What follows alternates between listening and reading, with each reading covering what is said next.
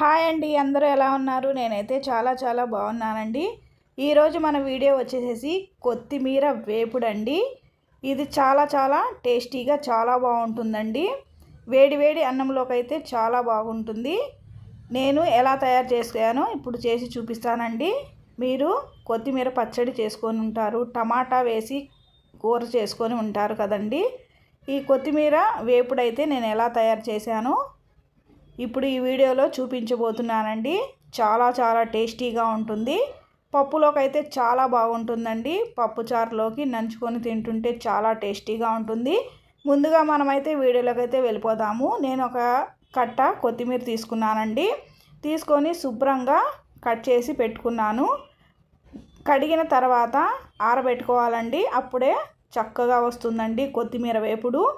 ముందుగా నేను స్టవ్ వెలిగించి కళాయి పెట్టేసుకొని ఆయిల్ వేసుకున్నానండి. ఆయిల్ వేడెక్కిన తర్వాత ఒక స్పూను ఆవాలు వేసుకుందాము. తర్వాత ఒక స్పూన్ జీలకర్ర అండి వేసుకున్నాక వెల్లుల్లి రెబ్బలు కచ్చాపచ్చాగా దంచి ఒక 5-6 వేసుకుందామండి. అలాగే ఎండుమిరపకాయ ముక్కల్ని కూడా వేసేసుకుందాము. కొద్దిగా కరివేపాకండి వేసుకొని కొద్దిగా తాలింపు వేగిన తర్వాత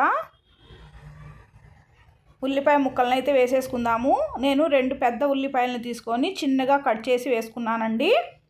వేసుకొని ఫ్రై చేసుకుందాము. తర్వాత పచ్చిమిరపకాయ ముక్కలను వేసుకుందామండి.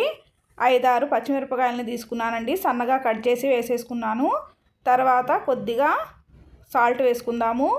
వేసుకొని ఫ్రై చేసుకుందామండి.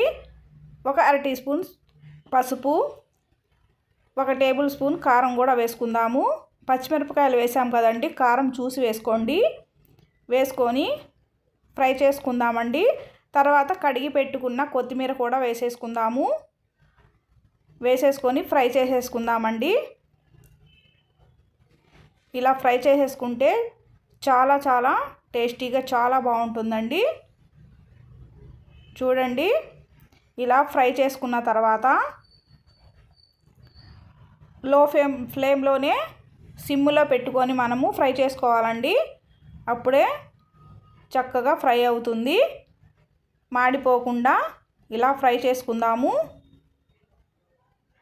తర్వాత 2 నిమిషాలు ఫ్రై అయిన తర్వాత 2 టేబుల్ స్పూన్లు శనగపిండిని వేసుకుందామండి.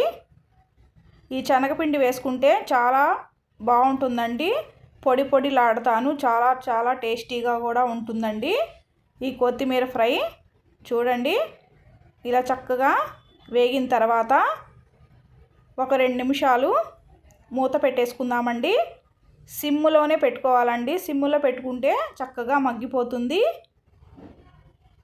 చూడండి, కొత్తిమీర వేపుడైతే రెడీ అయిపోయింది. ఈ వేడి అన్నంలోకి అయితే చాలా బాగుంటుందండి.